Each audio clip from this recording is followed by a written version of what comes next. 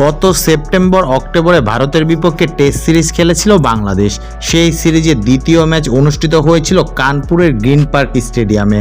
বৃষ্টি বিঘ্নিত এই ম্যাচে বেশিরভাগ সময় নষ্ট হয়েছে আউটফিল্ড ভেজা থাকার কারণে। বাজে আউটফিল্ডের কারণে এবার শাস্তি পেল এই স্টেডিয়াম। মাঠটির আউটফিল্ডকে অসন্তোষজনক বলেছে ইন্টারন্যাশনাল ক্রিকেট কাউন্সিল আইসিসি। ভেন্যুটিকে এক ডিমেরিট পয়েন্ট দিয়েছে ক্রিকেটের সর্বোচ্চ নিয়ন্ত্রক সংস্থা। কানপুর টেস্টে প্রথম দিন খেলা হয়েছিল 35 ওভার। দ্বিতীয় ও তৃতীয় দিনে কোনো খেলাই হয়নি, যদিও ম্যাচে তৃতীয় দিন খেলার জন্য বরাদ্দ সময় কোনো বৃষ্টি হয়নি। বৃষ্টির কারণে আড়াই দিনের বেশি সময় খেলা না হলেও ম্যাচটি 7 উইকেটে জেতে ভারত।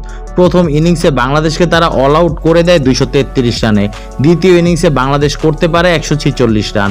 ভারত টি-20 গতিতে ব্যাটিং করে 34.4 ওভারে 285 রান তুলে প্রথম ইনিংস ঘোষণা করে। পরে জয়ের জন্য প্রয়োজনীয় 98 রান পেরিয়ে যায় তারা 17.2 ওভারে, মাত্র 3 উইকেট হারিয়ে।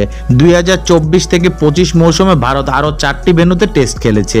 এর মধ্যে নিউজিল্যান্ড সিরিজে 3টি বেঙ্গালুর, পুনে ও মুম্বাইয়ে সন্তোষজনক রেটিং পেয়েছে। চেন্নাইয়ের এম এ চিদম্বরম স্টেডিয়ামটি পেয়েছে খুব ভালো রেটিং।